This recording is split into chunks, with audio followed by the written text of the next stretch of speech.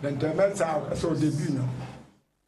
On finit avec l'obésité. Voilà notre objectif cet après-midi. Nous sommes en compagnie des, on va dire, des professionnels de ce domaine pour véritablement retrouver sa véritable forme, sa forme, n'est-ce pas, pour la santé. Bonsoir madame, bonsoir monsieur, vous regardez l'émission LVB. LVB, c'est bien l'univers de la science au service du bien-être. Nous vous convions à cet échange comme tous les samedis après-midi à travers les numéros que vous avez au bas de l'écran. Certainement, on va les afficher. Les numéros pour les SMS, c'est bien le 693 60 54 ou le 679 24 26 99. Et pour les appels téléphoniques, c'est bien le 243 68 28 96. Eh bien, pour en parler, n'est-ce pas, de ce sujet très intéressant, nous sommes donc en compagnie d'un panel bien fourni. On va déjà accueillir M. Talé qui est avec nous. C'est notre personne ressource. Bon après-midi, M. Talé. Bon après-midi. Voilà. Comment allez-vous? Je vais bien. Nous venons parler du bien-être. Oui. Voilà. C'est pour ça qu'il faut aller très bien.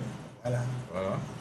Et vous n'êtes pas seul sur le plateau. On a notre, on va dire, massothérapeute, le docteur Djumbena. Bon après-midi. Bon après-midi, monsieur. Et bon après-midi à tous les spectateurs. Voilà. C'est toujours un plaisir de vous retrouver sur ce plateau. Merci. Alors, comment est-ce que vous allez? Très bien. Comme Voilà. vous connaissez, le programme qu'on est ici, c'est pour le bien-être et on est en forme. Voilà. Oui. Tout à fait. Oui. Voilà, le prof de sport ou d'activité physique, Jose Assil. Bon après-midi. Bon après-midi, monsieur. Bon après-midi à tous mes copanélistes et à tous ceux qui nous regardent à l'instant. Voilà. On va tout simplement nous excuser auprès de nos amis téléspectateurs pour ce, on va dire, large retard, large retard pour le début de ce programme. Faute, n'est-ce pas, de coupure d'électricité, on n'a pas pu commencer vraiment à temps. Mais qu'à cela ne tienne, nous allons revenir à notre programme. Peut-être pour survoler de manière très brève, vous étalez le programme du vrai bien-être. Oui. Je veux dire, vous dites brièvement. Brièvement, tout simplement. Le vrai bien-être, c'est un modèle de bien-être que nous développons depuis un certain temps. Et c'est un modèle dynamique, c'est le modèle optimal, voilà, qui passe à travers une bonne hygiène de vie, l'hygiène du corps, l'hygiène de l'âme, l'hygiène de l'esprit. Très bien, c'est des sujets, n'est-ce pas, que vous pouvez retrouver sur YouTube de notre programme qui a, on va dire, innové en entrant, n'est-ce pas, à l'échelle planétaire. À travers YouTube, vous avez donc les différentes émissions qui entrent en profondeur sur ces aspects. Et on a innové également sur un plus, comme tout à l'heure. Dorénavant, nous allons passer à quelque chose d'essentiel cette année. Oui, ouais, le plus, c'est que chaque fois, avant de commencer l'émission, nous allons parler d'une vitamine ou d'un sel minéraux. Voilà. Là, c'est à partir du moment où notre émission, l'accent est mis sur la nutrition, donc nous voulons habituer les nôtres à connaître les différents constituants de nos aliments. Très bien. Bon, ce plus, généralement, ça sera net avant, n'est-ce pas, les interventions ou alors les SMS des auditeurs. On aura déjà planté notamment le décor avec tout notre programme. Alors, aujourd'hui, nous parlons de l'obésité, n'est-ce pas, beaucoup plus dans les applications, comment notamment faire pour retrouver la forme, puisque l'obésité, c'est une forme déjà maladive, un aspect, n'est-ce pas, qui perturbe véritablement la santé. On va déjà un peu rappeler ce qu'on s'est dit la semaine passée. Donc, ce n'est pas seulement pour en finir, c'est aussi pour prévenir. Oui. Parce que l'idéal, c'est de ne même pas être obèse. Oui. Donc, toute la communication que nous faisons aussi, c'est non seulement pour ceux qui sont déjà obèses, c'est pour leur permettre de retrouver leur forme. Et pour ceux qui ne sont pas obèses, on donne des éléments qui vont vous permettre d'éviter d'être obèse. Oui. C'est pour ça que le panel est assez constitué. Moi, je parlerai beaucoup plus de la nutrition. Je crois que le prof de sport mettra l'accent sur les activités physiques. Il y a le masseur qui est toujours une branche de sport. Chacun, en ce qui concerne, va essayer de dire en quoi son activité favorise, peut favoriser soit la perte de poids, soit l'entretien du poids. Donc voilà, à peu près. Nous avons la dernière fois amorcé ce sujet, et le temps était court. On a mis l'accent sur la fonction respiratoire qui a affecté le tout. Aujourd'hui, nous allons entrer en profondeur dans les différents éléments même qui impactent sur l'obésité, parce que connaissant ces éléments, nous pouvons agir sur ces éléments, soit pour prévenir, soit pour éradiquer l'obésité. Et il faut déjà dire que l'obésité est une conséquence de, on va dire quoi, du métabolisme, du métabolisme, c'est un déséquilibre. L'obésité n'est qu'une conséquence des déséquilibres de métabolisme. Ça rend à ce qu'on appelle les troubles métaboliques. Les troubles métaboliques, effectivement. Voilà. Alors, à quel moment est-ce que l'obésité devient donc un problème? Quand on parle d'obésité, déjà on est dans la pathologie, on est déjà malade. Mais il commence par un embonpoint, ensuite le surpoids. Et quand le poids atteint un seuil, je crois les autres pourront faire, je crois qu'on va au-delà de 10 kilos. C'est à ce moment-là qu'on tombe dans 10 kilos sur son poids normal. Sur son poids normal, qu'on tombe dans le cas de l'obésité. Mais en dessous de 10 kilos, on a un surpoids. Il y a 2 kilos, on a l'embonpoint. Dans le truc qu'il ne faut pas confondre. Parce que beaucoup de gens dehors, dans l'état d'embonpoint, cherchent à maigrir. Pourtant, on n'a pas encore atteint la pathologie. On est dans tous les cas, c'est un facteur de risque. Déjà, très bien. À cet état-là. Voilà. Merci. Alors, je vais me tourner vers le prof de sport qui, évidemment, on va dire, est sollicité par ceux-là qui souffrent de problèmes d'excès de poids. Et nous sommes dans une société qui, davantage, subit, n'est-ce pas, on va dire, les erreurs alimentaires qui vont causer, n'est-ce pas, la prise excessive de poids au point où ça devient pathologique. Oui, bien évidemment, comme M. Talley vient de l'expliquer, c'est le cas. Mais je tiens à rappeler déjà que je suis professeur d'EPS, pas professeur de sport. Et j'insiste là-dessus. Oui, c'est mieux d'insister dessus. Parce que professeur de sport, c'est autre chose. J'avais amplement, je m'étais amplement étendu là-dessus parce que nous sommes également là pour éduquer la population. Oui, en ce qui concerne l'obésité, il y a plusieurs strates, il y a plusieurs niveaux d'obésité. Et cela peut se déterminer par rapport à l'IMC, c'est-à-dire l'indice de masse corporelle, qui est égal au poids sur le carré de la taille, ou alors sur le poids et la taille au carré, divisé par le rapport. Qu'on va diviser par sa taille, la taille au carré. À ce moment-là, on va laisser la taille en mètres ou en centimètres? On laisse la taille en centimètres. La taille, c'est en centimètres. Ça veut dire que si on a 1,60 m... Dans les normes de tout se font en mètres. Non, ça dit que pour calculer... en mètres, pour que ce soit, pour avoir un bon résultat, il faut que la taille soit en mètres. C'est-à-dire qu'il faut convertir en mètres pour avoir... Donc ça veut dire que si on a 1,63 m, on met 63 au carré, 1,63 m au carré. Voilà. Qui va diviser, n'est-ce pas, le poids. Ou alors on convertit en centimètres, 1,63 m en centimètres, pour avoir un chiffre... un chiffre rond, et on divise par la taille. Voilà. Je crois que... Non, c'est ça qui va diviser la taille. Oui, c'est ça qui va diviser la taille, autant pour moi. Donc, je crois qu'on donne comme ça les indices à nos amis téléspectateurs qui pourront tout à l'heure calculer par eux-mêmes et voir dans les... On va dire quoi? Les niveaux, n'est-ce pas? Et le produit qu'on va obtenir, s'il est supérieur, en tout cas s'il n'est pas dans l'intervalle de 24,9 et 18,5 pour certains auteurs, nous sommes soit en surpoids ou en obésité, ou alors nous sommes en état de maigreur. Si on est à moins de 18. Moins de 18, on est dans l'état de maigreur. Si on est à plus de 25, on est dans l'état de surpoids. Et à plus de 30, on est en état d'obésité. Et il y a le cas d'obésité morbide, lorsqu'on dépasse les 40. Justement, il y a l'obésité morbide, même dans l'obésité également, il y a plusieurs niveaux. Donc je pense qu'on va mieux expliquer comment est-ce qu'on détermine cela. Alors, est-ce que les causes, ceux qui viennent vers vous, les causes de l'obésité sont toujours les mêmes? Est-ce que c'est beaucoup plus un facteur, je ne sais pas moi, psychologique ou c'est autre chose? Déjà, ceux qui viennent vers nous, pour la plupart, ne savent pas quelles sont les causes. Donc, c'est généralement aux chercheurs, il y a beaucoup d'études qui ont été produites là-dessus. En ce qui concerne les causes, il y a les causes notamment psychologiques, dues au stress, la dépression et autres. Il y a les facteurs physiologiques, dus notamment au métabolisme dont M. Talley faisait allusion. Il y a des causes de la constitution, notamment au niveau de l'organisme. Une étude très récente a donné des résultats selon lesquels l'obésité serait également due à la constitution des bactéries au niveau du tube digestif, justement.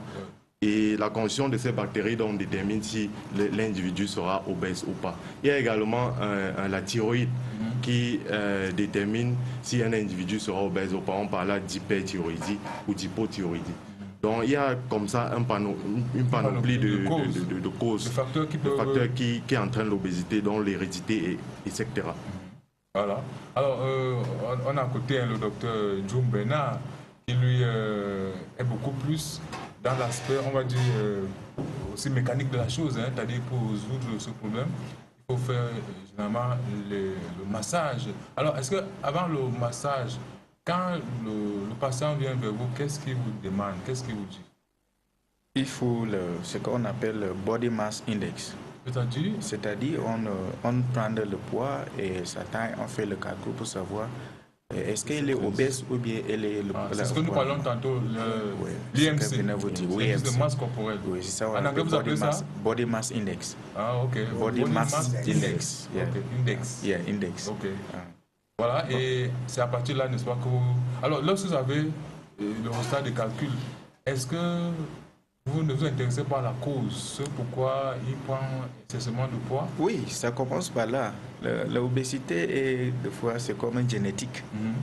Il y a le poids, obésité, c'est une génétique, c'est-à-dire hérédité dans la famille. Donc, on essaie de faire le research pour savoir est-ce que le poids, si c'est lui, est seul qui a ça dans la famille, ou bien il y a les autres, ses parents avaient ça ou pas.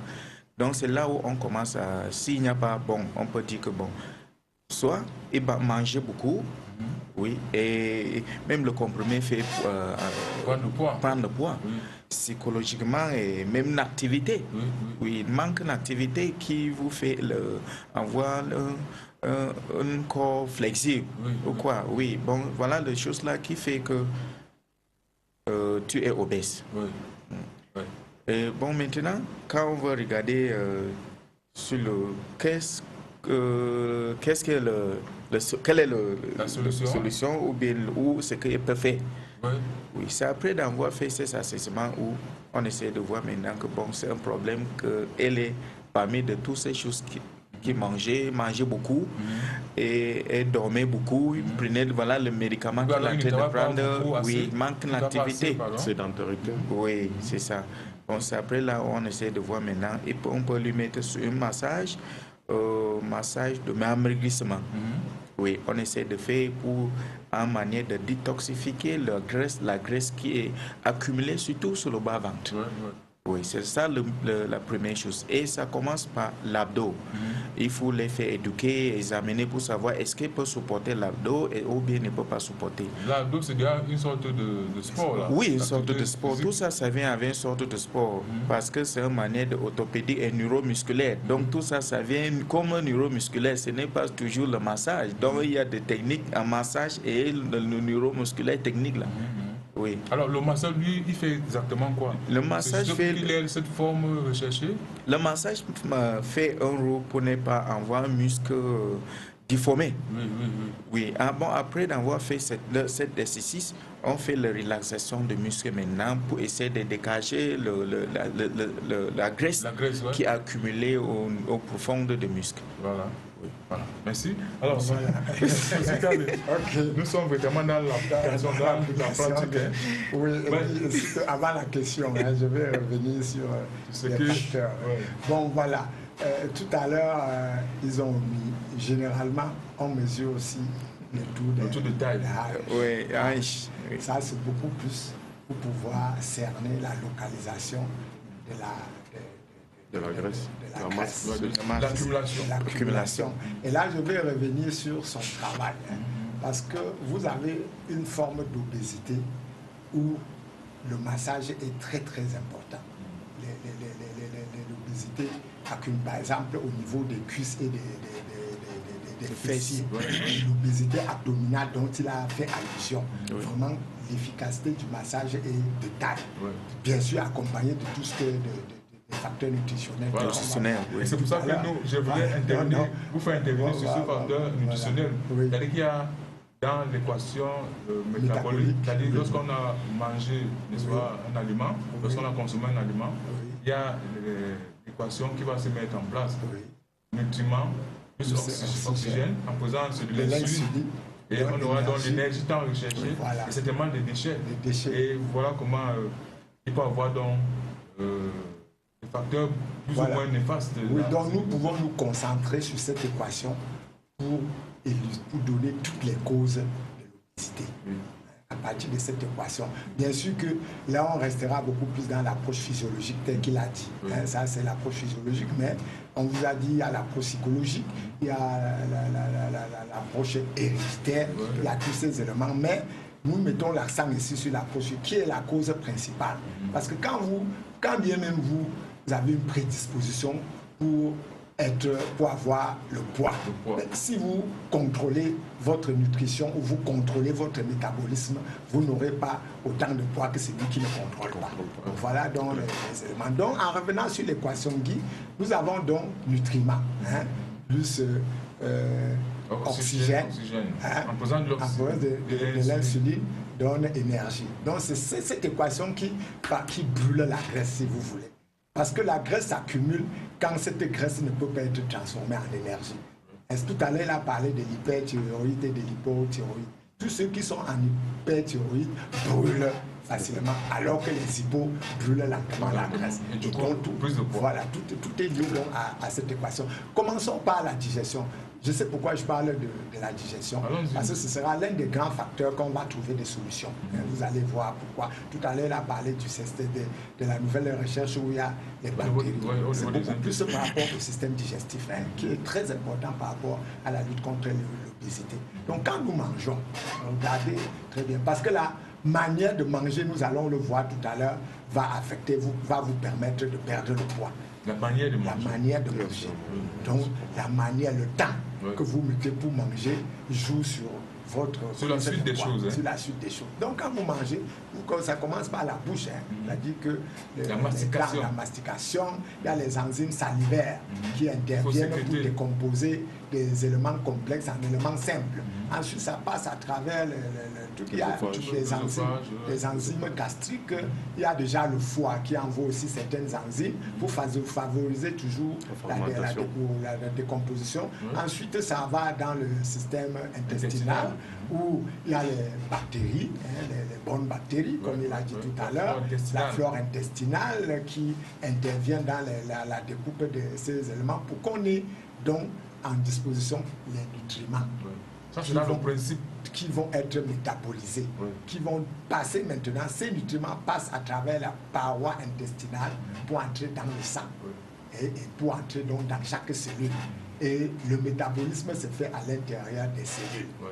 C'est-à-dire la transformation des nutriments en énergie se fait à l'intérieur des cellules. Voilà là où intervient donc un ensemble de choses. Donc ici, vous voyez déjà qu'il y a le paramètre nutriment qui intervient. Et dans ces nutriments, il y a la digestion. Je venais tantôt de dire que quand vous mangez très rapidement, vous favorisez la prise de poids. Je vais vous dire comment. Il y a au niveau, il y a un facteur qui intervient qui est le cerveau. Le cerveau intervient dans la prise de poids. L'anxiété, comme tu as tout à l'heure, favorise la boulimie. Ça veut dire quoi? C'est le cerveau qui à chaque instant te dit que tu es rassasié, ne continue plus. S'il y a un désordre au niveau du cerveau, étant rassasié, tu vas manger, il ne va pas signaler, tu vas manger beaucoup et tu vas prendre le poids. Donc il y a au niveau du cerveau ce qu'on appelle le centre de la satiété. C'est-à-dire qui donne l'information pour vous dire que vous êtes rassasié. Et quand vous mangez rapidement, mastication. Il y a une mauvaise mastication et une mauvaise information parce qu'il est prouvé scientifiquement que le cerveau met 40 minutes pour pouvoir se recycler, c'est-à-dire pour pouvoir redonner l'information.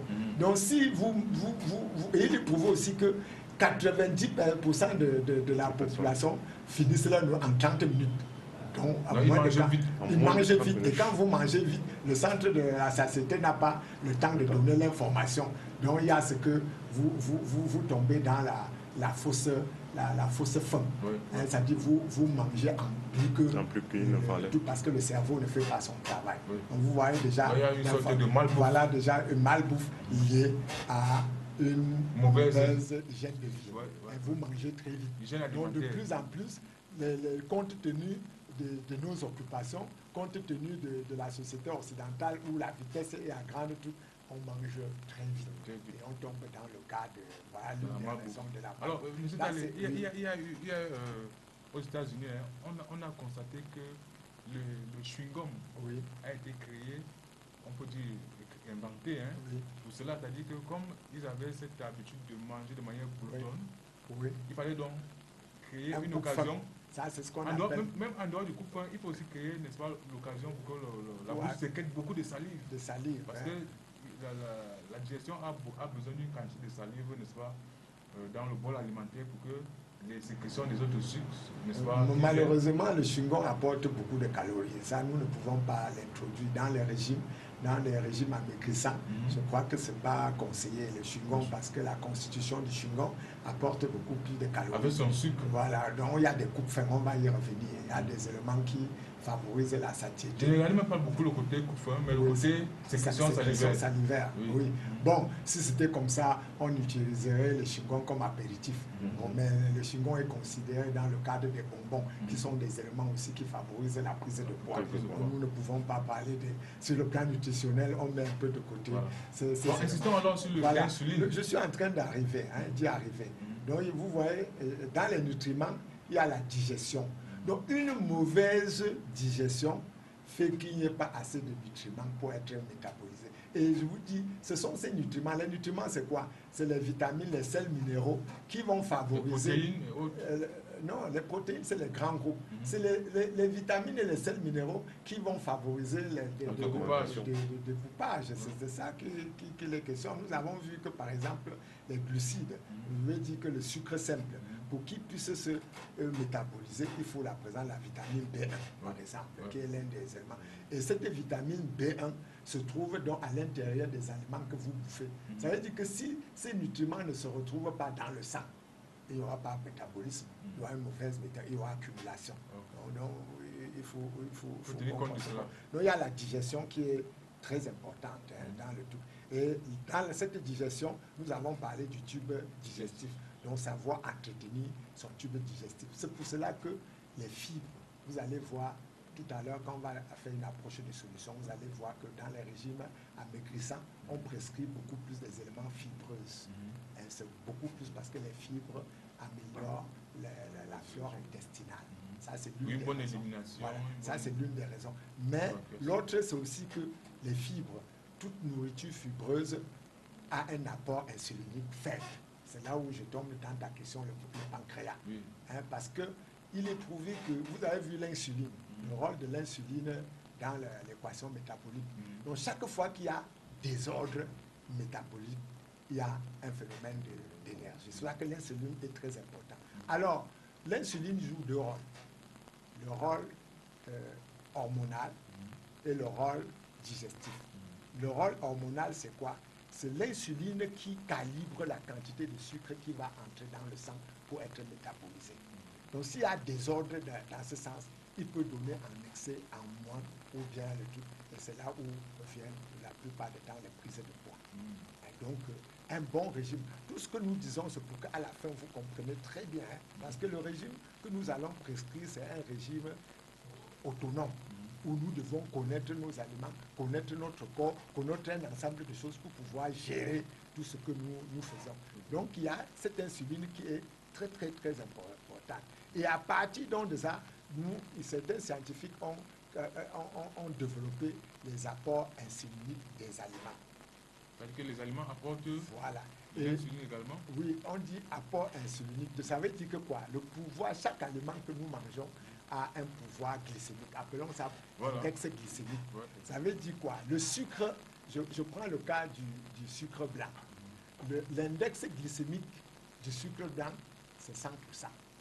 Donc, il favorise la pénétration rapide du sucre dans le sang et en même temps, il favorise la prise de poids. Ouais. L'index le plus faible se trouve dans les protéines, dans la viande. C'est pour ça que vous allez voir dans beaucoup de protocoles de régime en maigrissant, on va vous prescrire beaucoup plus les protéines et les fruits. Les fruits et légumes aussi ont un index faible.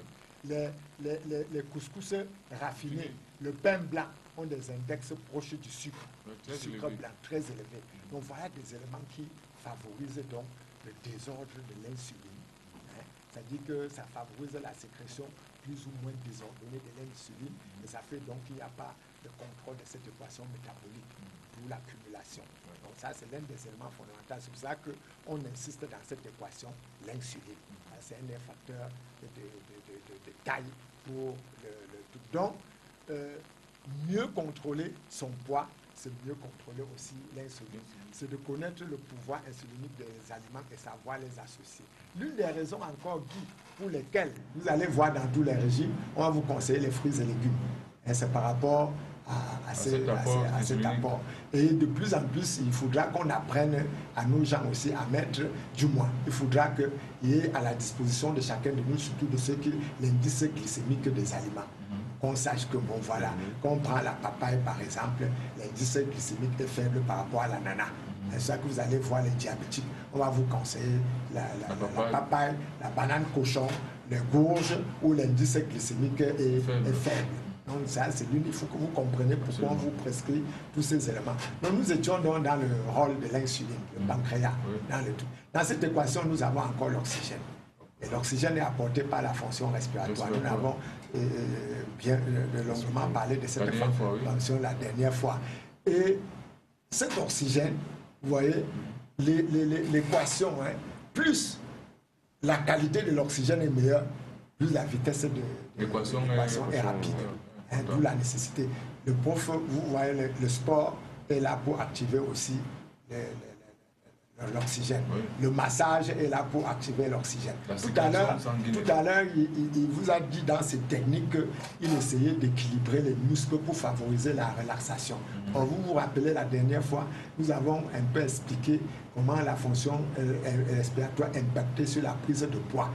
Parce que quand il y a la rigidité du corps, quand le corps est rigide, quand le corps n'est pas flexible, la respiration est superficielle. Et quand la respiration est superficielle, on limite la quantité d'oxygène. L'idéal, c'est de favoriser la relaxation où, au cours de la relaxation, la respiration est profonde et favorise l'absorption du maximum d'oxygène. Donc le massage, il faut que les gens comprennent, parce qu'il y a des techniques dehors où les gens ignorent. Le massage non seulement favorise la relaxation, mais favorise la circulation du sang. Et mieux le sang circule, mieux les nutriments aussi circulent pour être métabolisés. Donc voilà dans l'un des rôles de ça. Donc il y a cet oxygène dans cette équation qui intervient. Vous voyez, on a déjà tous les éléments qui interviennent dans la physiologie. Maintenant, si nous revenons, je crois qu'on a suffisamment parlé du cerveau. Il y a le cerveau et le facteur psychologique dans le truc. Le facteur psychologique, c'est quoi? Quand vous êtes stressé, nous avons parlé la dernière fois des émotions qui font prendre le poids. Parce que les émotions nous font tomber dans le cadre de la rigidité. Les émotions négatives favorisent la rigidité et font nous induire vers la respiration superficielle. Par contre, là, on n'a pas assez d'oxygène. On n'a pas assez d'oxygène. C'est l'une des justifications, une tentative d'explication du phénomène. Pourquoi, étant anxieux, on prend le poids? Il y a aussi que l'anxiété donne l'information au niveau du cerveau. La boulimie, par exemple, c'est quoi? La boulimie, c'est que vous mangez et vous avez toujours faim. Ça veut dire que le cerveau, le centre de satiété n'existe plus. Il n'y a plus de contrôle. Et généralement, c'est un état d'anxiété qu'on est dans ce cas. Qu'on est dans la boulimie. Hein, on est frustré, on veut trouver sa façon de l'anorexie. Parce qu'il peut faire le contraire. Hein, il peut aussi t'empêcher d'avoir l'appétit. Hein, le cerveau de même peut empêcher d'avoir l'appétit. Donc voilà des éléments qui entrent en jeu dans la prise de... Merci, M. Talé. Alors, le prof d'éducation physique et sportive, c'est ça? Oui. Voilà.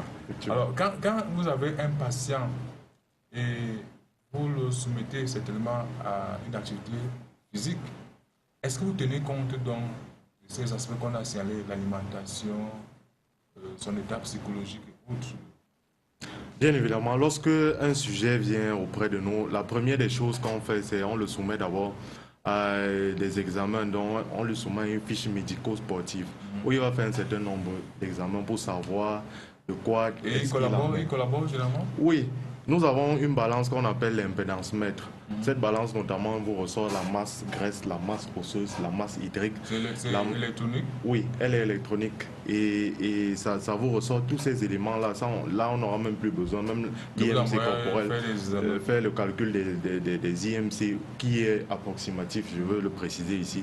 Par contre, cette machine-là est beaucoup plus pointue et précise.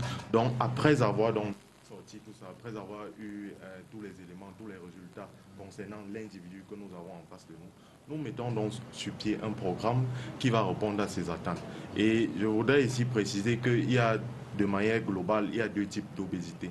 Il y a l'obésité androïde, c'est-à-dire l'obésité au niveau de la partie supérieure du corps, et l'obésité génoïde, qui est l'obésité au niveau de la partie inférieure du corps.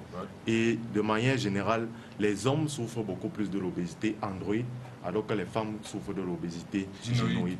Et en fonction de chaque obésité, on soumet à chacun des individus un programme qui sied justement à ses attentes. Et au niveau notamment de l'obésité androïde, qui est l'obésité au niveau de la partie du corps, nous avons supérieure du corps, nous avons l'obésité abdominale. Et au niveau de l'obésité abdominale, il y a deux types d'obésité abdominale. Il y a l'obésité abdominale qui consiste au fait qu'il y ait un surplus de graisse entre le tissu adipeux, c'est-à-dire la peau, et le tissu musculaire.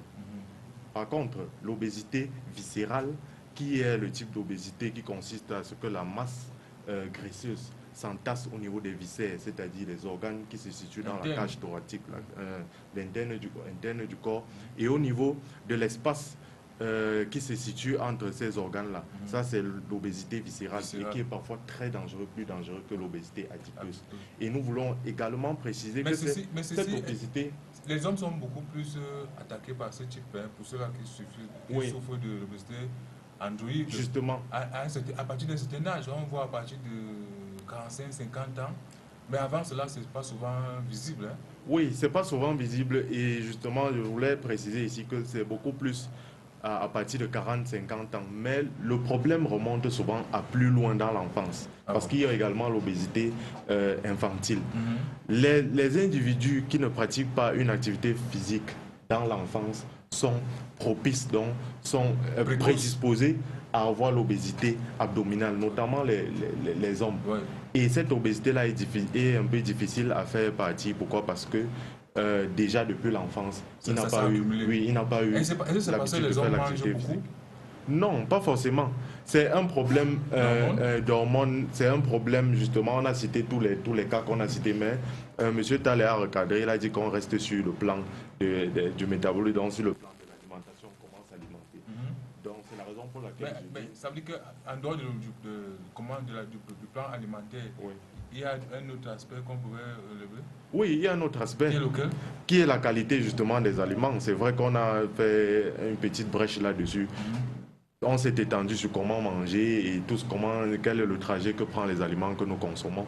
Mais nous devons aussi préciser ici que nous devons avoir la qualité des aliments. Pourquoi? Parce qu'il y a des aliments qui sont tellement riches en kilocalories.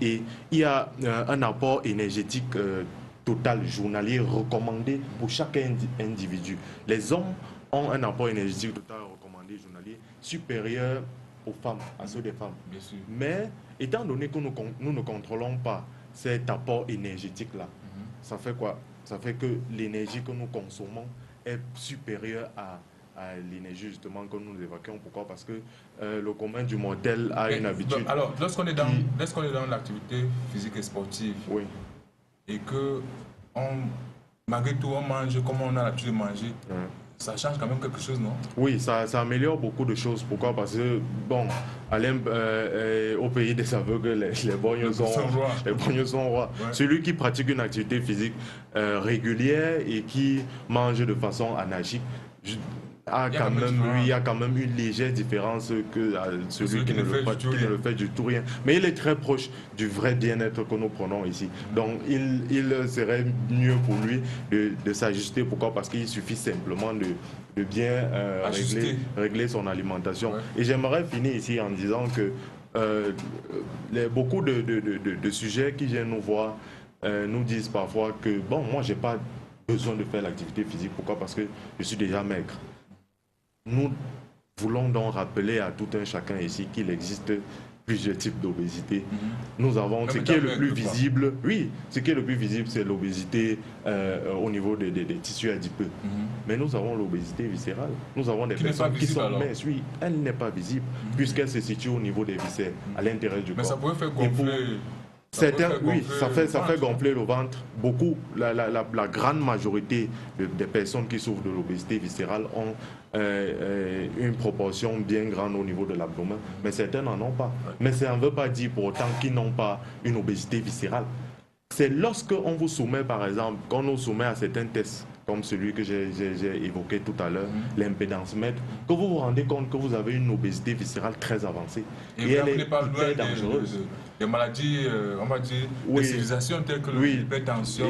Et surtout l'arrêt cardiaque. Pourquoi? Parce que imaginez un cœur qui est entassé et attaché par la graisse. D'un moment à l'autre, ça peut s'arrêter. Voilà. Alors, Dr Djoum, nous sommes à vous. Alors, véritablement, le massage n'est pas seulement pour, on va dire quoi, pour l'aisance, c'est beaucoup plus thérapeutique. Hein? Oui. Il faut véritablement guérir, n'est-ce pas, les pathologies que nous accumulons en nous. Oui. Bon, je voulais dire ceci qu'il faut d'abord, chaque chose, il faut la patience avant de trouver la solution. Et moi, je dis que l'obésité a quelque chose pour éviter. Quand vous êtes déjà obèse, pour éviter, pour que ça commence, pour éliminer, bon, il faut bien suivre jusqu'à la fin. Oui. Bon, mais quand on te suit, tout s'arrête. On suit, tout s'arrête. Tu retardes l'échéance. Tout se retarde, oui. Et on ne suit pas seulement avec le massage. Il y a une autre chose à l'alimentation. Il faut consommer. On doit conseiller de consommer.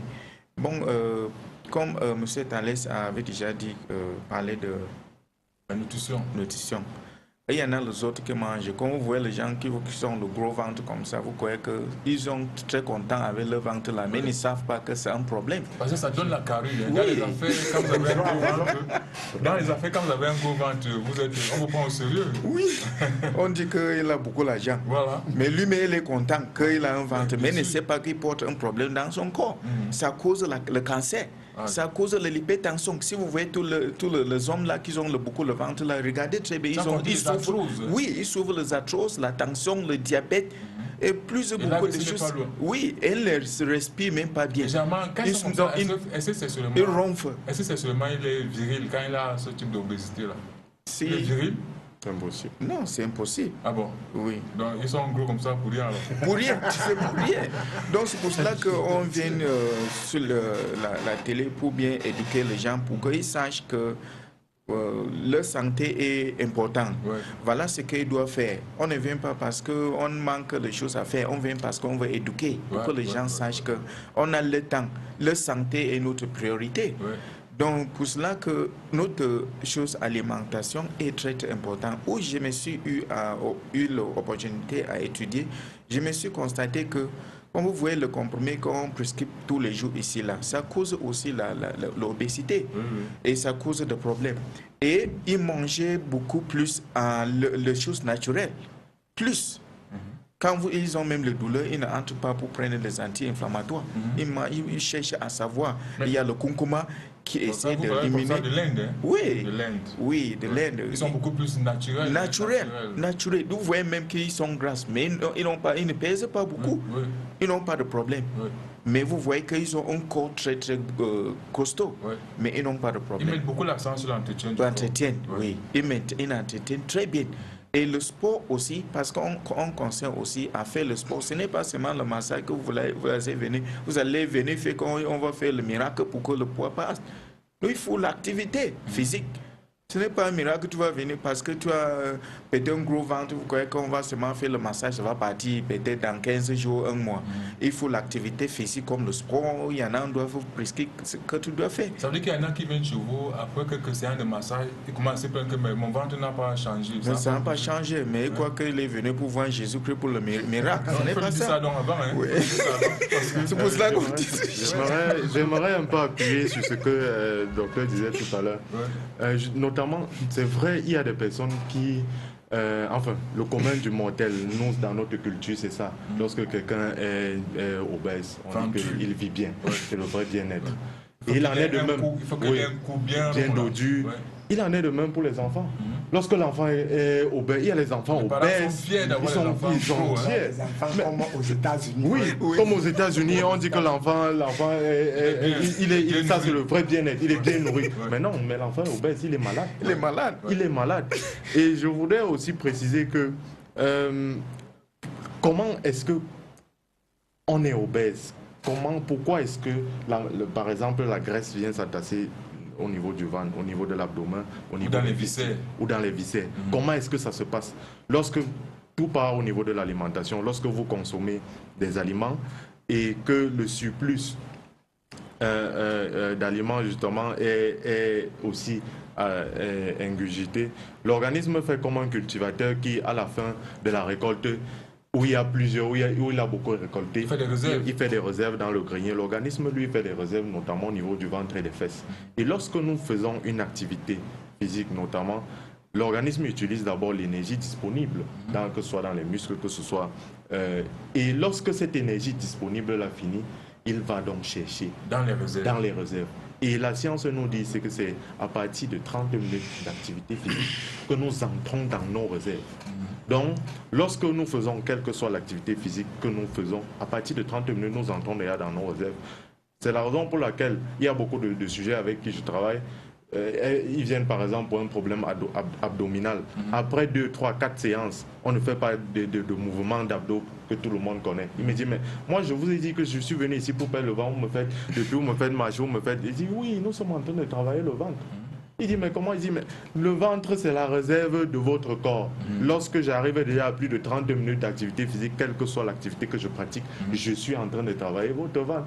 Maintenant, lorsque je vais obtenir un ventre plat, maintenant, je peux travailler votre muscle abdominal. Là, c'est pour avoir ce qu'on appelle les plaquettes de chocolat. Donc, voilà un peu la nuance. Merci. Vous ajoutez? Bon, je voulais aussi ajouter ceci. Comment? Parce que les gens ils mangent en désordre. Bon, vous voyez les gens qui sont gros là, c'est vraiment qu'ils mangent. Ils mangent vraiment. Et puis ça montre qu'il y en a qui mangent tard. C'est-à-dire qu'il rentre du travail à 23 h, il est dans son plat et il dort directement là. Une seule plat de la nourriture en journée qu'il mange, ça coûte très cher, ça ajoute beaucoup la graisse dans son corps. Un seul plat de nourriture, il mange beaucoup. Et il mange en désordre comment? Voilà ce qu'on doit faire. Plus que nécessaire. Il mange et boit l'eau en même temps. Voilà ce qui oui, et ça fait accumuler le gaz dans son système et ça fait pousser le ventre et sur le même temps il va commencer à avoir des problèmes au dos. Oui. Voilà, merci. Il faut qu'il mise le point d'abord. Ça dit que toutes les formes d'obésité, le principe est le même. Ça dit que le principe il y a accumulation, il n'y a pas de transformation d'énergie. C'est des réserves qu'on a dit. C'est des réserves. Ça dit que dans tous les cas, les réserves, c'est bien. C'est-à-dire que le corps fait des réserves par rapport à un phénomène qui peut arriver. Il peut avoir un phénomène où il n'y a plus de nourriture. Le corps va entrer dans ses réserves pour pouvoir... mais c'est l'excès de réserve qui est nuisible. Seulement que les gens ne savent pas manger et s'arrêter. Nous avons parlé de tous ces paramètres. On a parlé de centre de satiété. Mais je vais revenir, Guy, compte tenu de l'exposé des autres. Un facteur qui est très important dans la prise de poids, qu'on n'a pas suffisamment parlé, le facteur hormonal. Le facteur hormonal aussi fait prendre du poids. C'est-à-dire vous pouvez ne pas manger beaucoup, vous pouvez ne pas prendre du poids. Alors, comment ça s'explique? Il y a les femmes, par exemple, à la ménopause, qui prennent du poids. Donc il y a la sécession des estrogènes. Ça veut dire que les oestrogènes, les hormones féminines affectent cette prise de poids. C'est là que vous allez voir les femmes à l'âge de ménopause prendre subitement de poids. Il y a un ensemble de facteurs de désagréments comme le rétrécissement des atteintes, la prise de poids également. Il y a le facteur hormonal qui intervient aussi dans quel sens? Les femmes qui prennent les pilules de contraception ou bien des hormones de gestation. Les hormones de gestation déséquilibrent le système métabolique. Endocrinien. De même, il faut qu'on comprenne, parce que tout à l'heure on a parlé de la nature des aliments, qui est très important. Il y a non seulement il y a les nutriments qui sont dans les aliments, mais il y a des facteurs qui interviennent dans cette équation biochimique. Les contrecarrants, c'est un ensemble de toxines qui se trouvent dans les aliments. C'est-à-dire les colorants, parce que de plus en plus les gens se posent la question, pourquoi la société occidentale, pourquoi de plus en plus les gens ne font que prendre du poids? La croissance, c'est-à-dire chaque année le nombre d'obèses augmente au lieu de diminuer. Vous avez vu, il y a des maladies où on a lutté, ça a baissé, mais chaque année ça augmente. Et quand on fait des études, on se rend compte que c'est lié à la qualité des aliments. Donc, dans ces aliments, de plus en plus, il y a des facteurs anti-aliments. Des facteurs qui viennent, parce que le métabolisme, le corps c'est un ensemble d'équations biochimiques et chimiques où interviennent un ensemble de facteurs. Et il y a des facteurs qui viennent donc empêcher à ces réactions d'avoir lieu. Ce sont les pesticides, ce sont les colorants, les arômes, voilà. Tous ces additifs alimentaires. Ces additifs alimentaires aussi interviennent dans la prise de poids. Sans compter les aliments. Et là, je voulais attirer l'attention des gens, parce qu'il faut qu'on comprenne.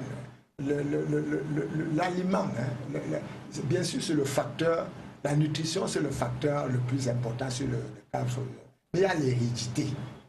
Il y a des familles qui sont prédisposées. Je rappelle ici, donc, c'est sang gras. Voilà, le sang gras. Il y a des qui ont posé des questions. Qu'il ne faut pas avoir peur si vous avez cette prédisposition. C'est tout juste une prédisposition, c'est-à-dire un signal. Tout ce que Dieu fait est bon. Il dit que si vous avez été créé dans une famille obèse, c'est pour une mission, pour quelque chose bien précis. Vous devez plutôt savoir que l'obésité est un facteur à haut risque et prendre plus soin de votre corps que celui qui n'a pas de prédisposition. Très bien. Très bien. Voilà. Et sur le facteur hormonal, je rappelle, les femmes aussi, à l'âge de ménopause, doivent se préparer pour éviter ce type de désagréments. Savoir donc qu'à cet âge, il y a les risques de prise de poids et choisir leur alimentation en fonction de tous ces voilà. Tout à l'heure, on va revenir aux solutions. Peut-être après, on va d'abord prendre notre page innovation. Je vois que la technique a calé les mains. On va prendre la page innovation et nous revenons après.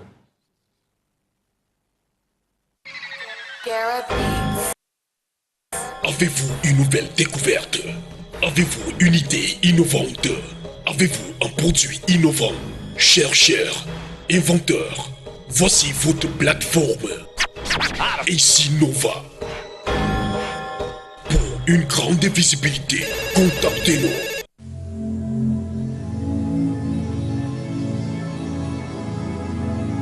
Espace offert par l'ASCAP.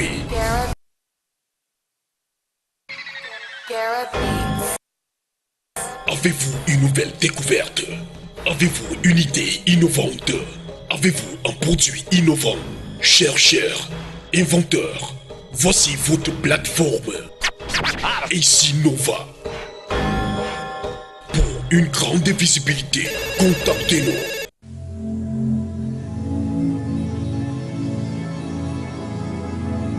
Espace offert par l'ASCAP.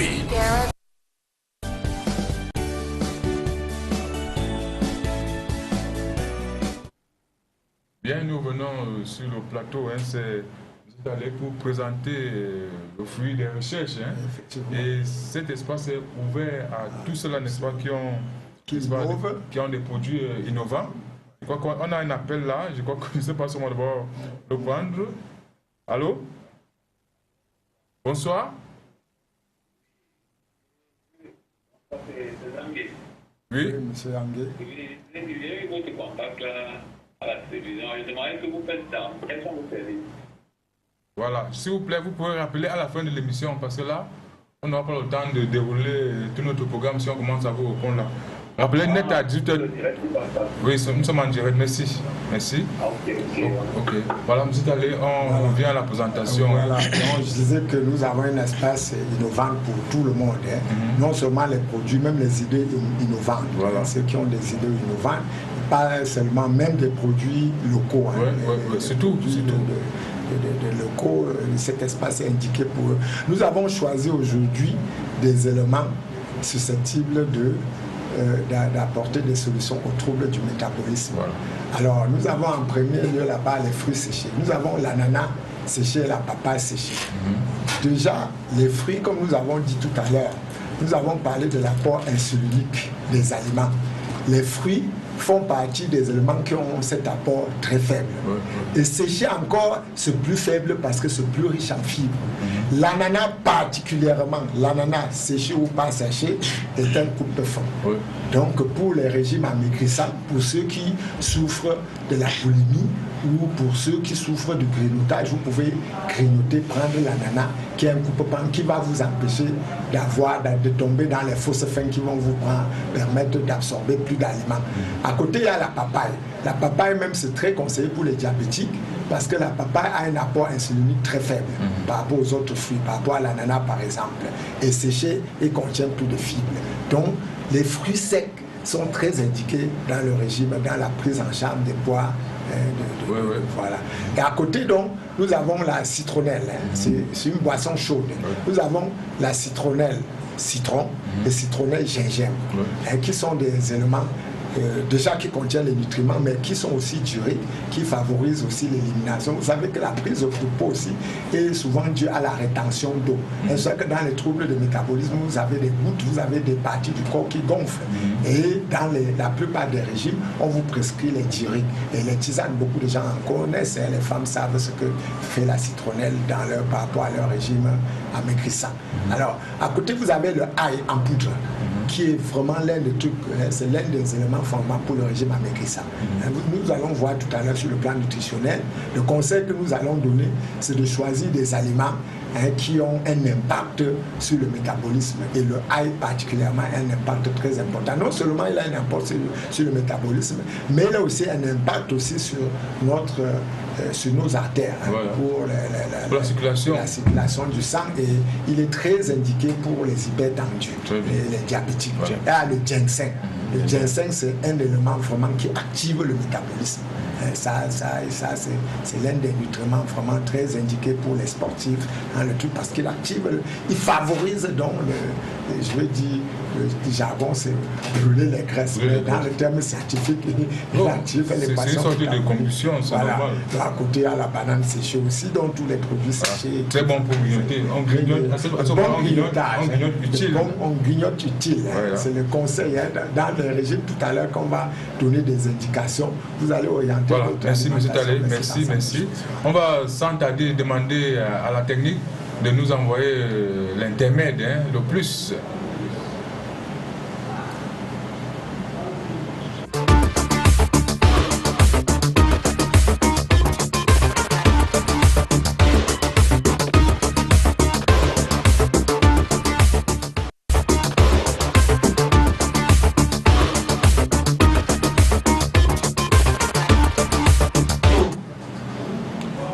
Très bien, voilà notre élément pour une première fois.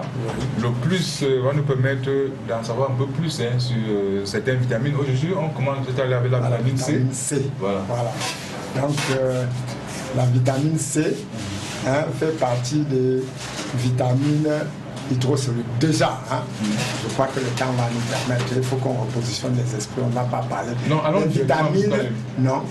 Les vitamines... On n'aura pas beaucoup de temps. Hein. Même s'il n'y a pas... Je crois que notre rôle, c'est de faire comprendre les choses. Même s'il n'y a pas le temps, ça vaut la peine de parler utile. Les vitamines, c'est un ensemble de substances que le corps ne fabrique pas, mais qui ont un rôle très important dans la survie. Ils interviennent dans les équations biochimiques qui constituent le corps. Et nous avons deux grands groupes de vitamines. Il y a des vitamines solubles dans l'eau et les vitamines solubles dans les graisses. Dans les groupes de vitamines solubles dans l'eau, nous avons les groupes de vitamine B et la vitamine C. Et nous avons choisi pour aujourd'hui la vitamine C. Voilà, qui est une vitamine non soluble dans l'eau et qui en même temps se comporte comme un antioxydant. Dans tous les cas, nous allons y revenir. Allons progressivement. Quelles sont les caractéristiques de cette vitamine? Cette vitamine a des caractéristiques. Déjà la solubilité dans l'eau. Donc cette notion de solubilité est très importante. Vous devez savoir qu'une vitamine soluble dans l'eau, quand vous cuisez ou bien vous préparez, vous trempez ces aliments dans l'eau, vous perdez les aliments dans cette eau.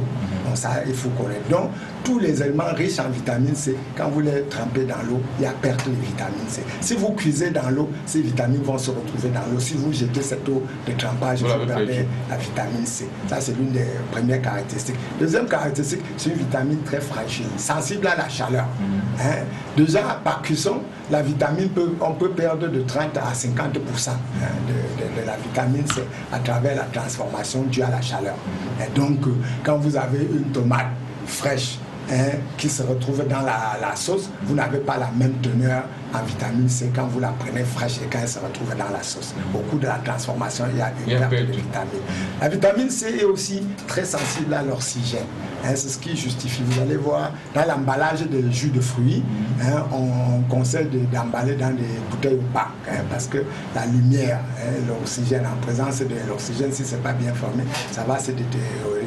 La vitamine C est aussi... je crois que c'est tout. Cette sensibilité. Non, c'est une vitamine aussi qui se détruit dans les milieux alcalins. Donc, sont beaucoup plus conservés dans les milieux acides. C'est pour cela qu'on les trouve beaucoup plus dans les fruits acides, citron, tous ces ensembles. Par contre, vous les perdez dans un milieu neutre ou un milieu alcalin. Donc, si vous conservez les fruits, par exemple, dans les milieux alcalins, il y a de fortes chances que vous perdez la vitamine C. Voilà. On peut s'arrêter là pour entrer maintenant dans leur rôle. Voilà. Que joue la vitamine C dans le corps? Ouais, nous avons parlé de nutriments. Chaque nutriment a un rôle spécifique. La vitamine C joue un rôle d'antioxydant. L'antioxydant sont des éléments qui luttent contre les radicaux libres, qui protègent les cellules. La destruction des cellules. Dans tous les cas, aujourd'hui, le plus grand, un aliment est jugé en fonction de son pouvoir antioxydant. La vitamine C, donc, c'est un antioxydant qui lutte contre le vieillissement, si vous voulez, qui favorise le renouvellement des cellules. C'est aussi une vitamine anti-infectieuse, donc qui aide le corps à lutter contre les infections. Ça, c'est un des rôles. Il a aussi un rôle de plus en plus, la science, il a un rôle anti-cancérogène dans le truc. Donc, il prévient le cancer, il lutte aussi contre les germes cancérigènes. Il a aussi un rôle important, c'est ça, c'est toujours la nouvelle recherche, la recherche scientifique. Il inhibe l'activité des virus du sida.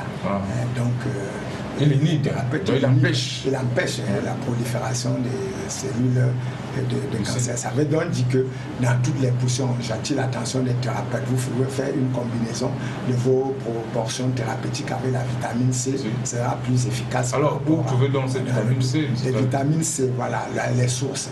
Déjà, les produits, les fruits acides, les fruits et légumes, beaucoup plus les légumes verts, les choux, les salades contiennent la vitamine C. Sinon, les fruits frais. Tout à l'heure, on a parlé de sa sensibilité. Au cours de la conservation, que ce soit par congélation, que ce soit par transport, que ce soit par le truc, il y a perte de nutriments. Alors, donc la source, oui, même par congélation. La congélation n'est pas toujours parfaite. Nous avons les coupures de courant aussi qui créent un certain désordre. Ça, c'est l'erreur que beaucoup de gens commettent. Parce que chaque fois qu'il y a fluctuation de tout, il y a perte de température. Voilà, donc ça, on donne l'impression qu'en mettant un élément dans le congélateur, on le préserve de tous ces éléments. Alors, ça veut dire que si j'ai pressé mon jus d'orange, par exemple, je le mets au frais, dans tous les cas, toutes les formes, la perte n'est pas aussi importante quand on le soumet à la chaleur. C'est pour ça que tout à l'heure, quand on parlait de l'oxygène, par exemple, quand on veut pasteuriser un jus de fruits, et une pasteurisation lente entraîne une déperdition plus forte. Une pasteurisation courte entraîne.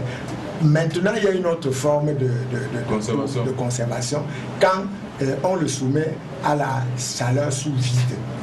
Sous vide. C'est-à-dire, par exemple, quand je prends le cas de mon riz étuvé, quand on soumet le riz étuvé à la vapeur, vous voyez que là, quand on parle de vide, là, ça dit qu'il n'y a pas assez d'air, assez de tout pour favoriser la détérioration de la alors, pour aller vite, monsieur, qui doit donc consommer? Voilà, il y a des personnes à risque qui ont besoin de la supplémentation en vitamine C.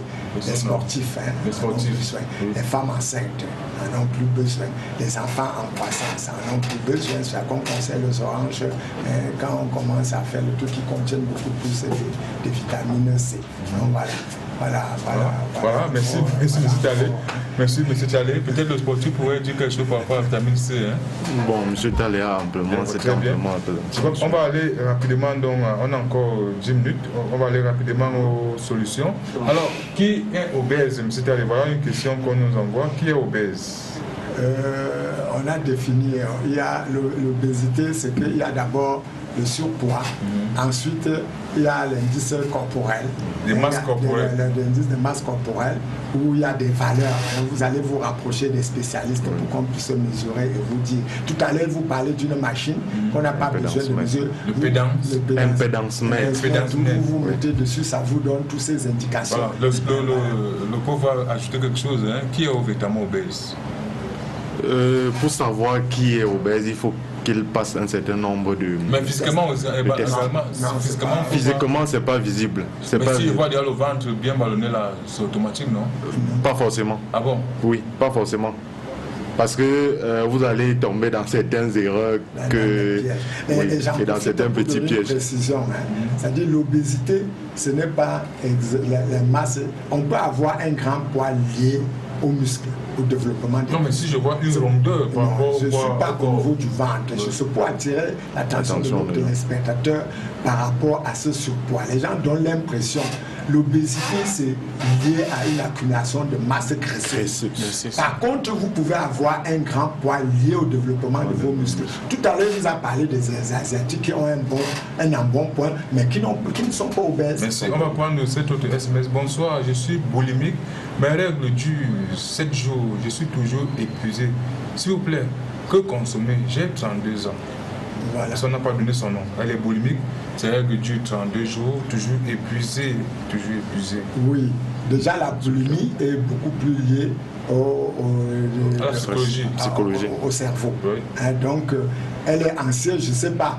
Si elle a trop de soucis par rapport au poids, elle sera anxieuse et puis la boulimie va augmenter. Oui. Ce qu'elle va faire par rapport à l'alimentation, c'est déjà, tout à l'heure nous avons parlé de l'indice glycémique, non pas de la masse, des aliments.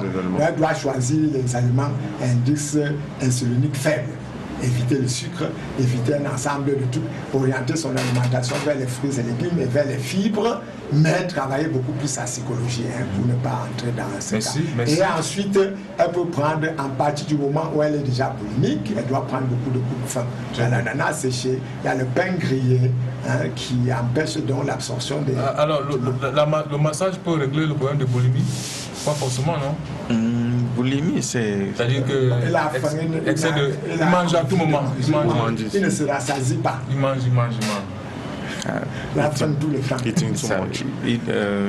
On doit regarder s'il a un problème avec l'estomac, ou bien qu'il y a quelque chose qui lui fait qu'il a envie de manger tout le temps. Et pendant qu'il mange, il est en train d'augmenter le poids en même temps. Voilà, on prend ce message de Sylvain qui demande l'obésité est-elle héréditaire? C'est Sylvain de Manguier. On a déjà répondu à cela. Il revient pour demander si quelqu'un pratique beaucoup de sport et contrôle son alimentation, mais son obésité est toujours là. Que faire? C'est Sylvain qui pose la question. Oui, je voulais répondre. On a répondu à cette question-là tout à l'heure. Ça veut dire l'obésité peut être héréditaire. Donc ça veut dire quoi? Ça veut dire à chaque fois quelles que soient les précautions que vous prenez, vous aurez toujours un taux de masse de graisse un peu élevé. Mais vous ne devez pas vous préoccuper à ce niveau de votre masse graisseuse. Vous devez vous préoccuper de votre bien-être. Est-ce que vous vous sentez bien dans votre peau? Pourquoi? Parce que vous pouvez être obèse dû à l'hérédité, donc dû à votre thyroïde, et vous faites votre activité physique, vous contrôlez votre alimentation, forcément vous serez bien dans votre peau. Mais est-ce qu'on est sûr que la personne contrôle son alimentation? Donc je conseille à cette personne de se rapprocher des spécialistes pour qu'on puisse voir son mal en profondeur. L'obésité déjà est une pathologie où on doit consulter. Après le sport, et pas boire le bien. Voilà. Et c'est ça qui a fait accumuler. Qu'est-ce qui lui fait croire qu'il est obèse? Qu'est-ce qui lui fait croire d'abord qu'il est obèse? On a donné l'indice de masse corporelle. Non, on ne se limite pas à ça justement. Nous-mêmes, on se limite pas exclusivement à l'indice de masse corporelle. Parce qu'elle n'est pas vraiment très fiable. Et il y a beaucoup d'autres paramètres. Nous avons cité des facteurs hormonaux. Est-ce que cette femme en question, bon, mais elle a été c'est la personne qui a la boulimie ou c'est lui qui fait les autres? Mais cette personne, il faut connaître l'origine de son obésité. A-t-il été soumise à une prise d'hormones ou continue-t-il à prendre les hormones? Est-il hyperthyroïdique? Il y a tous ces éléments, d'où la nécessité de se rapprocher du spécialiste. Très bien, je crois qu'on approche la fin. Alors, chacun va donner peut-être en 45 secondes les solutions à l'obésité. On commence par le docteur Djoum. Quelle solution? Peut-être qu'on doit venir forcément chez vous pour le massage. Oui, merci. You can say it in English, please. Okay, thank you very much, sir. And I want to tell this televiewers that the only solution for obesity is you can need to approach to the physiotherapy for to know if you need massage or you need any other physical activity. But alongside with the massage, you still need the physical activity, and you need to control. You need to put you on the diet program, which you also have to follow up the nutritious alimentation. Thank you. So you can work in collaboration with the nutritionist? Yes, work in collaboration with nutritionist. Thank you. Alors, pour l'éducation physique et sportive, les solutions à l'obésité, de manière brève, certainement. Oui, pour arriver aux solutions, il faut d'abord savoir les causes. Est-ce que mon obésité est due à mon alimentation? Est-ce que mon obésité est due à l'hérédité? Est-ce que mon obésité est due à ma physiologie, à ma biologie, à ma constitution bactérienne? Là, maintenant, en fonction des réponses, on apportera des solutions précises. Par conséquent, il faut vous rapprocher des spécialistes. Merci. Alors, M. Talley, c'est vrai qu'on a dit bien des choses. Il faut déjà avoir une bonne digestion qui commence par une bonne mastication pour sécréter suffisamment les glandes salives. En gros, obèse ou pas obèse, nous devons veiller à notre alimentation. Manger consciemment. Connaître l'indice glycémique, l'index glycémique des aliments, pouvoir les associer, bien les associer. Et là, c'est fastidieux. C'est pas fastidieux. C'est pour que, à l'heure actuelle, le bon régime amaigrissant, le régime durable, c'est une prise en charge personnelle. Tout à l'heure, ils vous ont donné des approches, des solutions. Vous allez faire une éducation à un sport, après 2 jours, les mêmes causes produisent les mêmes choses, ça se réinstalle. Vous allez faire le massage, après ça se réinstalle. L'idéal, c'est de contrôler en permanence son hygiène de vie, contrôler son alimentation, contrôler son hygiène psychique, éviter des émotions, l'anxiété qui va vous faire perdre donc le centre de la satiété et désordonné, surveiller son pancréas. Nous avons vu le rôle du pancréas dans la prise du poids, donc il faut éviter de surmener cet organe qui est très important, surveiller sa digestion, contrôler la qualité de l'aliment qu'on mange, et là vous pouvez être dans les... Merci bien M. Talley. En tout cas, on aurait compris qu'il faut vraiment être discipliné, avoir une bonne digestion, avoir une bonne hygiène de vie de manière globale, et surtout dans notre alimentation, manger, n'est-ce pas, consciemment. On ne doit pas laisser, n'est-ce pas, notre santé à la charge des autres. C'est une prise en charge personnelle qui va permettre, n'est-ce pas, que nous aurons le contrôle, n'est-ce pas, non seulement de notre santé, mais beaucoup plus de notre poids. Ceci va permettre que nous soyons vraiment dans ce bien-être. On va tout simplement rappeler les heures de rediffusion de l'émission LVB. C'est le dimanche 7h30, 8h40 et le mardi 13h30, 15h. Merci à toutes et à tous. Retrouvons-nous tout à l'heure lorsqu'il sera à 19h pour le programme Renaissance en compagnie des grands Africains qui viennent nous parler des langues africaines et la Renaissance ce soir. Une fois de plus, bon samedi à tous, bon week-end à toutes et à tous. Retrouvons-nous donc tout à l'heure et à nos différentes heures de rediffusion. Merci et bonsoir à tout le panel.